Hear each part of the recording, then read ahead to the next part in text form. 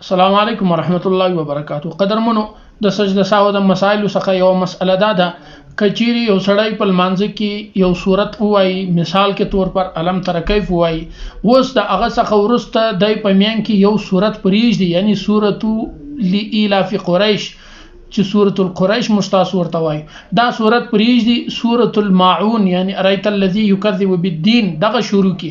څنګه په دې سره المنز مکرو کیږي کنه مکرو کیږي دغه سوال دی. او آیا په دې المنز صورت بمیان کې پرېښولو سره سجده سهو واجبېږي کنه واجبېږي؟ نو شریعت ته خاصه جواب دی کچيري کښنی صورت وو د اغشنی صورت ویلو څخه ورسته بیا بل کښنی صورت پمیان کې دی نه پریږدي، کچيري پریږدي هم دوه صورت دي کم از کم پریږدي، یعنی علم تر کیف وایي نو لإلاف قریش دی پریږدي د هغه سره دی سورۃ الماعون یعنی رأیت الذی یکذب بالدین دی هم پریږدي، اور ان اعطینا دی وایي.